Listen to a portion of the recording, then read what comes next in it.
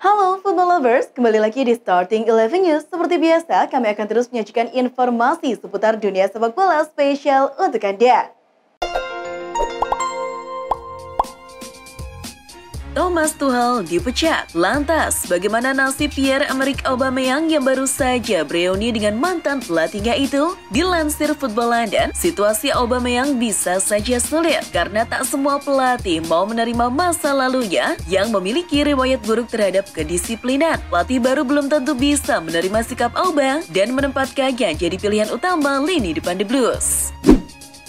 Kemenangan Napoli atas Liverpool harus dibayar mahal lantaran sang pemain andalan Victor Osimhen harus keluar lapangan lebih cepat akibat cedera. Dilansir Football Italia, Osimhen ditarik keluar pada menit-menit akhir pertandingan Liga Champions melawan Liverpool karena disinyalir menderita cedera otot. Namun belum ada kepastian dari tim medis Osimhen bakal absen berapa lama.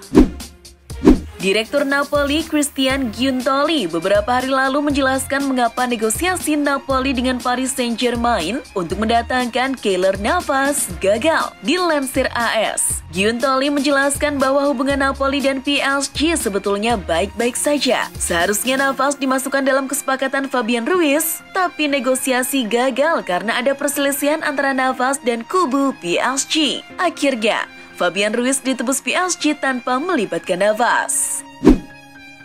Setelah sempat jadi polemik, penyelenggara Piala Dunia FIFA 2022 dikabarkan telah mencapai kesepakatan tentang aturan yang mengatur penjualan bir beralkohol selama penyelenggaraan Piala Dunia di Qatar. Dilansir AS, meski sudah boleh beredar, penyelenggara tetap membatasi waktu edarnya. Bir hanya akan tersedia 3 jam sebelum kick-off dan 1 jam setelah peluit panjang dibunyikan. Real Madrid mengabarkan perkembangan cedera yang dialami Karim Benzema pada laga kontra Celtic kemarin.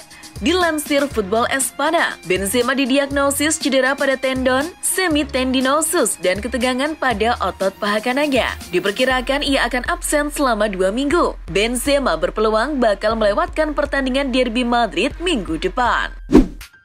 UEFA dikabarkan telah membuka penyelidikan atas dugaan perilaku rasis penggemar Juventus selama pertandingan Liga Champions kemarin kontra Paris Saint-Germain. Dilansir BBC, ada video yang beredar menunjukkan beberapa penggemar Juve memberikan gestur hormat Nazi dan menirukan suara monyet. Kepolisian Prancis sudah mengidentifikasi setidaknya 4 supporter Juventus, sedangkan soal denda akan diupdate dalam beberapa hari ke depan. Galatasaray dikabarkan telah memulai negosiasi untuk mendatangkan mantan gelandang Manchester United, Juan Mata. Dilansir Goal, Galatasaray mengkonfirmasi bahwa negosiasi resmi sedang berlangsung. Mereka berupaya mendatangkan Mata setelah mengamankan tanda tangan Mauro Icardi. Mata sendiri kini berstatus tanpa klub setelah kontraknya tidak diperpanjang oleh Manchester United. Laga lanjutan Liga Inggris antara Brighton dan Crystal Palace yang dijadwalkan akan berlangsung pada 17 September ditunda. Goal mengabarkan alasan pertandingan itu ditunda karena ada aksi pemogokan kereta api Inggris baru-baru ini. Mogoknya perkereta apian Inggris telah menyebabkan masalah bagi kedua supporter. Mereka tak memiliki akses transportasi umum apabila kereta api tidak beroperasi. Meski tengah dihadapkan dengan krisis, hal itu tak membuat Leicester City mengurungkan niat untuk melakukan renovasi pada stadionnya. Dilansir BBC, anggota dewan setempat telah menyetujui rencana Leicester untuk memperluas stadion King Power. Perluasan ini diperkirakan akan menambah kapasitas sebanyak 8.000 kursi dan beberapa fasilitas penunjang lainnya. Wilfried Zaha tengah berada di tahun terakhirnya bersama Crystal Palace dan pihak klub berencana akan memberikan perpanjangan kontrak kepada sang pemain. Dilansir The Sun, Zaha diminati beberapa klub Inggris macam Chelsea dan Arsenal. Oleh karena itu, Palace ingin memagari sang pemain dengan kontrak jangka panjang. Pembicaraan sedang berlangsung dan kontrak akan siap dalam beberapa hari ke depan. Laga pembuka Europa League menampilkan hasil yang cukup menarik. Setelah 4 kemenangan beruntun di Liga Inggris, Manchester United justru takluk dari wakil Spanyol Real Sociedad. Bermain di Old Trafford, laga berjalan tanpa gol di babak pertama. Di babak kedua, Sociedad memimpin setelah wasit menunjuk titik penalti di menit ke-59. Brais Mendes sukses mengeksekusi tendangan penalti itu dan skor 1-0 berakhir hingga peluit panjang dibunyikan. Sedangkan wakil Inggris lain yakni Arsenal berhasil memetik poin penuh di kandang FC Zurich. Anak asuh Mikel Arteta berhasil mengalahkan FC Zurich dengan skor 2-1. Gol Arsenal dicetak oleh Marquinhos di menit ke-16 dan Edouard Ketia di menit ke-62. Zurich hanya mampu membalas 1 gol melalui penalti Miralem Crezio di menit ke-44. Bergeser ke grup C, wakil Italia AS Roma harus menelan pil pahit setelah kalah 2-1 dari tim tuan rumah Ludogorets Razgrad. Tuan rumah memimpin terlebih dahulu melalui gol Souza di menit ke-72. Sempat disamakan oleh Eldor Shomurodov di menit ke-86. 2 menit kemudian Nonato mencetak gol dan mengunci kemenangan perdana untuk Razgrad. Pertandingan lain ada Fenerbahce kontra Dinamo Kiev yang berakhir dengan skor 2-1 untuk kemenangan Fenerbahce. Berlanjut ke hasil pertandingan Conference League, Fiorentina menandai kembalinya ke kompetisi Eropa dengan hasil imbang 1-1 kontra klub Latvia RFS. Gol Fiorentina dicetak oleh Antonin Barak di menit ke-56, sedangkan gol RFS dicetak oleh Andrea Lich di menit ke-74. Di grup B, wakil Inggris West Ham harus susah payah mengalahkan wakil Rumania FC SP. Sempat tertinggal oleh gol Andrei Cordea di menit ke-34, The Hammers berhasil comeback 3 gol yang masing-masing dicetak oleh Jarrod Bowen pada menit ke-69, Emerson Palmieri di menit ke-74, dan Michail Antonio di menit ke-90. Skor 3-1 pun tersaji untuk kemenangan West Ham. Hujan gol tercipta di pertandingan antara Villarreal dan Lech Poznan. Laga berakhir dengan skor 4-3 untuk kemenangan Villarreal. Kemenangan ini jadi modal yang bagus untuk anak asuh Unai Emery. Di grup A, klub Turki Istanbul Başakşehir berhasil menang telak atas tim tuan rumah Hearts. Tak tanggung-tanggung, Başakşehir berhasil menjebloskan 4 gol sekaligus ke gawang Hearts. Skor 4-0 pun tersaji di akhir laga. Meski anak asuhnya berhasil menang 4-2 atas Feyenoord di laga pembuka Europa League, sang pelatih Maurizio Sarri tampaknya kurang puas dengan performa Lazio. Dilansir Football Italia, Sarri merasa seharusnya Lazio bisa bermain lebih baik lagi. Mereka mengendurkan tekanan di 20 menit akhir yang berakibat Lazio kebobolan 2 gol di penghujung laga. Ada kabar menarik datang dari Barcelona. Klub La Liga tersebut dikabarkan ingin memperkarakan Atletico Madrid ke pengadilan berkaitan dengan transfer Antoine Griezmann.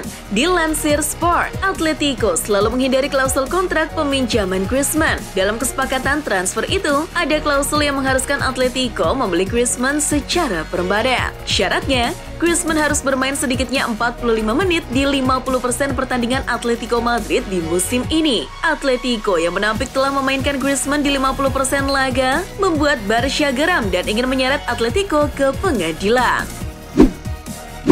Melalui situs resmi Chelsea, mereka mengumumkan telah menunjuk Graham Potter sebagai pengganti Thomas Tuchel. Potter telah menandatangani kontrak berdurasi 5 tahun. Pada akhirnya, Chelsea harus menebus Potter di angka 21 juta pounds atau setara dengan 360 miliar rupiah karena Potter ingin membawa beberapa staf dari Brighton ke Chelsea. Kabar menarik justru datang dari sisi Brighton. Dilansir Sport Bible, Brighton telah menunjuk Adam Lallana sebagai pemain sekaligus pelatih di laga Brighton selanjutnya. Ia akan ditemani oleh pelatih U21 Brighton, yakni Andrew Crouch. For your information, football lovers, laga selanjutnya Brighton akan bertandang ke markas Bournemouth. Setelah drama panjang soal izin kerja, transfer Diego Costa ke Wolves akhirnya here we go juga. Menurut laporan Fabrizio Romano, Costa akan dikontrak 1 tahun oleh Wolves setelah sukses melalui serangkaian tes medis. Costa kembali ke Premier League untuk menggantikan Sasa Kaladzic yang mengalami cedera ACL.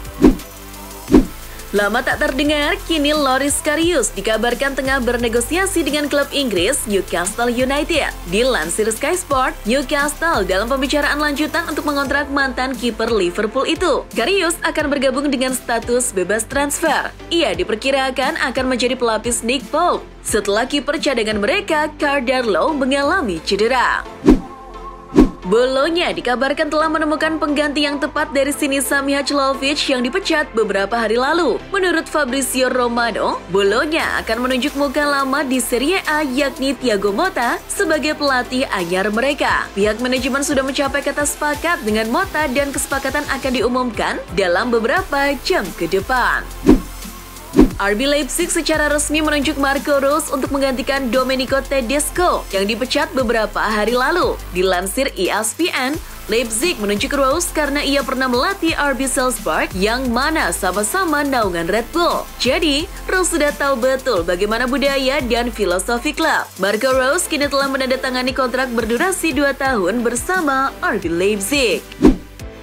AC Milan dikabarkan tengah mempersiapkan kontrak baru untuk gelandang muda berbakat mereka, Sandro Tonali. Dilansir Get Football News Italia, Milan dilaporkan tengah mengupayakan negosiasi kontrak baru dengan sang pemain. Milan bahkan menjanjikan kenaikan gaji yang signifikan untuk Sandro Tonali. AC Milan percaya bahwa kontrak akan ditandatangani dalam beberapa hari ke depan.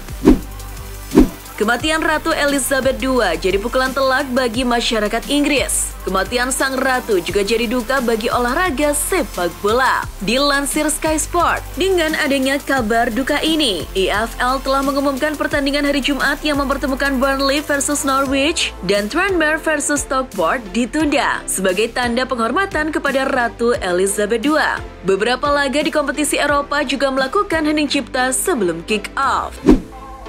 Setelah tak melanjutkan kerjasamanya dengan Barcelona, Martin Braithwaite melontarkan statement yang cukup mengejutkan. Dilansir Football Espana, ia mengatakan bahwa Ousmane Dembele merupakan pemain yang lebih baik daripada rekrutan anyar Barcelona, yakni Robert Lewandowski. Braithwaite merasa fans dan media terlalu mengagung-agungkan Lewandowski, padahal Dembele terlihat lebih berdampak pada performa klub melalui pergerakan dan umpan-umpannya.